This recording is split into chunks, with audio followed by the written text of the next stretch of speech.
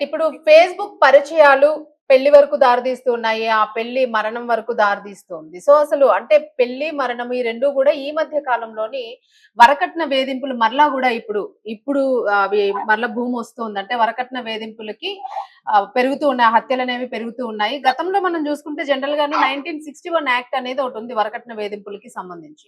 So, ఈ act అనేది ఎక్కడ గూడా అమలవుతున్నట్టు కనిపించడం లేదు. వరకట్నం అనేది కొనసాగుతూనే ఉంది. ఆ మరణాలు పెరుగుతూనే ఉన్నాయి.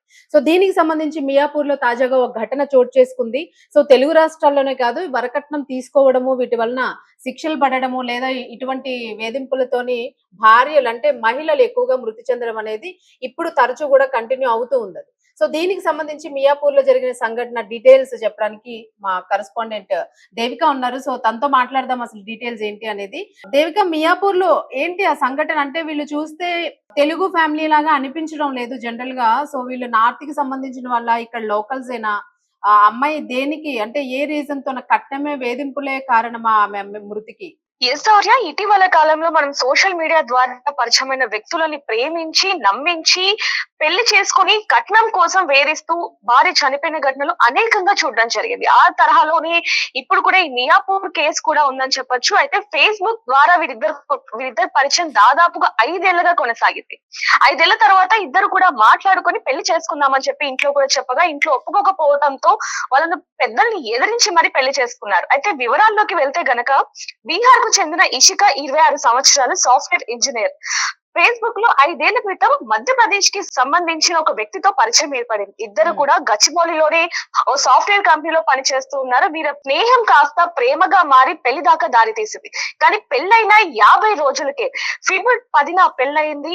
అప్పటినుంచి ఇప్పటి వరకు కూడా అదనపు కట్నం కోసం, డబ్బుల కోసం చిత్రహింసలు చేస్తున్న భర్త ఎవరికి చెప్పుకోవాలో అర్థం కాక, ఒక వైపు నుంచి భర్త టార్చర్ చేస్తున్నాడు. అదే పనిగా ఇంకో వైపు నుంచి చూసుకుంటే తల్లిదండ్రులు కూడా ప్రేమ వివాహం చేసుకున్నారని చెప్పి అసలు వీళ్ళని పట్టించుకోకపోవడంతో తన బాధని ఎవరికి చెప్పాలో అర్థం కాక, ఏం చేయాలో అర్థం కాక తను చనిపోయిన ఘటన ఈ రోజు ప్రతి ఒక్కరిని కూడా కలిచివేస్తుందని చెప్పొచ్చు. వీళ్ళిద్దరు కూడా మియాపూర్ అపార్ట్మెంట్ లోనే ఉన్నారు. హ్మ్. చుట్టుపక్కల వాళ్ళు తను 2 రోజుల నుంచి బయటికి రాకపోవడంతో అసలు ఏం జరిగిందో తెలియక అనుమానంతో పోలీసులకి ఇన్ఫర్మేషన్ ఇవ్వడం జరిగింది. హుటాహుటిన పోలీసులు అక్కడికి చేరుకొని మృతదేహాన్ని పోస్ట్ మార్టం నిమిత్తం తల్లిదండ్రులకు అప్పగించారు.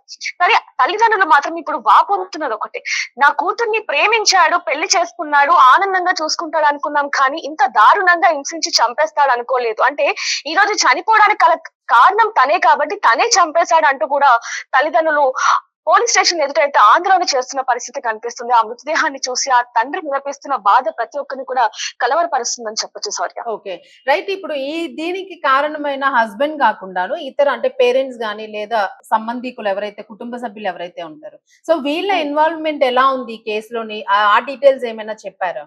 యెస్ శౌర్య. ఈ అమ్మాయికి సంబంధించి అంటే బీహార్ కు చెందిన ఇషికాకి సంబంధించి చూసుకుంటే ఎప్పుడైతే ప్రేమ వివాహం చేసుకుందో అప్పటి నుంచి కూడా తల్లిదండ్రులకి దూరంగా ఉంటుంది. తల్లిదండ్రులు కూడా తను ప్రేమ వివాహం చేసుకుంది మాకు నచ్చకపోయినా అని చెప్పి అసలు ఫోన్‌లు మాట్లాడడం కాదు కదా, ఇషికాకి సంబంధించిన ఎటువంటి వివరాలు కూడా తెలుసుకోవడానికి ప్రయత్నించలేదు. కాబట్టి ఈ విషయంలో తను చనిపోవడానికి గల కారణం తల్లిదండ్రుల ప్రమేయం ఏది లేదు. కేవలం భర్త ప్రమేయమే ఉంది అనేది ఇక్కడ చాలా క్లియర్ గా తెలుస్తుంది. సోషల్ మీడియా ద్వారా పరిచయాలు ఏవైనా అవుతే వాటిని నమ్మొద్దు అని చెప్పి పోలీసులు చెప్తున్నారు. సైబర్ క్రైమ్ వాళ్ళు చెప్తున్నారు. ఇప్పుడు వస్తున్న ఎన్నో ఇష్యూస్ కూడా దానికి ఎగ్జాంపుల్ గా ఉన్నప్పటికీ కూడా యువత వాటిని నమ్మి ఆ సోషల్ మీడియాలో పరిచయమైన వాళ్ళని గుడ్డిగా నమ్మి ప్రేమించి పెళ్లి చేసుకొని ఈ విధంగా ఈ రోజు ప్రాణం లేకుండా ఉన్నారంటే దానికి గల కారణం కూడా సోషల్ మీడియానే అంటూ కూడా తల్లిదండ్రులే కాకుండా ఈ ఘటనకి సంబంధించిన ప్రతి ఒక్కరు కూడా చెప్తున్నారనే చెప్పొచ్చు. ఇప్పుడు ఈ వార్త కూడా ఇంకా ఎవరు కూడా ఇలా సోషల్ మీడియాలో ప్రేమించి పెళ్లి చేసుకోవద్దు అనడానికి ఒక ఉదాహరణనే చెప్పొచ్చు. కానీ ఏదైనప్పటికీ తనకు న్యాయం జరగాలని ఇషికకి సంబంధించి మాత్రం ఎటువంటి ప్రమేయం లేకుండా పెళ్లి చేసుకుంది కాబట్టి తల్లిదండ్రులు కావచ్చు, లేకపోతే హస్బెండ్ తరపున వాళ్ళ ప్రమేయం ఏది లేదు. కేవలం భర్త వల్లనే ఈ రోజు తను ఆ విధంగా చనిపోయిందని మాత్రం చాలా క్లియర్ గా తెలుస్తుంది. తను చనిపోవడానికి కారణం మాత్రం కేవలం వరకట్న వేధింపులు అనేది కూడా పోలీసులు నిర్ధారించుకున్నారు. అతనికి ఎలాగైనా సరే ఉరిశిక్ష పడాలి అంటూ కూడా ఇషిక తల్లిదండ్రులు, కుటుంబ సభ్యులు మాత్రం ఆందోళన చేపడుతున్నారు. రైట్ రైట్ అలాగే పోలీసుల నుంచి ఎటువంటి సమాచారం ఇట్ మీన్స్ పోలీసులు ఇచ్చిన సమాచారమే మనం చెప్తూ ఉన్నప్పటికీ బట్ ఈ కేసులోనే ఎలాంటి చర్యలు తీసుకునే అవకాశాలు కనిపిస్తున్నాయి ఆల్రెడీ నిందితుడిని నీరజ్ అనే వ్యక్తిని అయితే ప్రస్తుతం వాళ్ళ అదుపులోకి తీసుకున్నట్లు మీరు చెప్పిన విధానం బట్టి అర్థమవుతుంది బట్ ఎలాంటి శిక్ష పడే అవకాశం ఉండొచ్చు ఎలాంటి ఆధారాలు ఇంకా దొరికే అవకాశం ఉంది ఈ కేసులో ఆధారాలకి సంబంధించి కూడా పూర్తి ఆధారాలు అయితే పోలీసులు సేకరించడం జరిగింది. వాళ్ళిద్దరి మధ్య జరిగిన పరిచయానికి సంబంధించి 5 ఏళ్ల నుంచి ఇప్పటి వరకు ఉన్న ప్రతి ఒక్క ఆధారాన్ని కూడా పోలీసులు ఇన్వెస్టిగేషన్ లో భాగంగానే తీసుకోవడం జరిగింది. అదే విధంగా ఫోన్ లో కాల్ రికార్డ్స్ కావచ్చు, లేకపోతే కాల్ చాట్ కావచ్చు, మెసేజ్ చాట్ ఇవన్నీ కూడా పోలీసులు దగ్గర పెట్టుకొని అతనికి ఉరిశిక్ష పడే విధంగానే పోలీసులు కూడా ప్రయత్నిస్తున్నట్టుగా తెలుస్తుంది సౌర్య.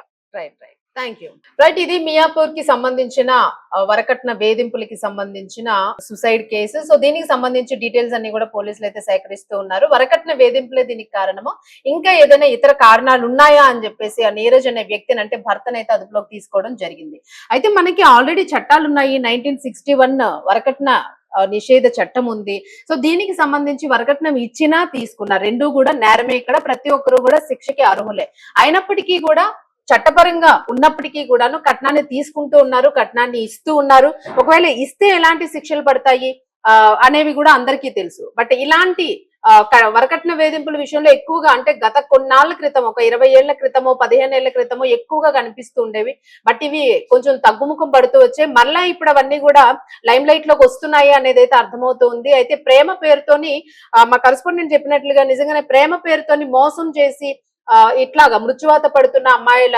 రేషియో మనకి ఎక్కువ అవుతూ కనిపిస్తుంది సో దీనికి సంబంధించి చట్టపరంగా కూడా వ్యవస్థలు చాలా పటిష్టంగా ఉండాలి చట్టపరంగా శిక్షలు పడాలి సో అలాంటప్పుడే వీటిని నిషేధించడానికి అరికట్టడానికి అవుతుంది అని చెప్పేసి అయితే అక్కడ ఉన్న వారందరూ కూడా చెప్తున్న పరిస్థితి కనిపిస్తుంది మొత్తానికి ఈ కేసులో ఉన్న మృతురాలి కుటుంబ సభ్యులు మాత్రం తీరని దుఃఖంలోనే ములిగారని చెప్పారు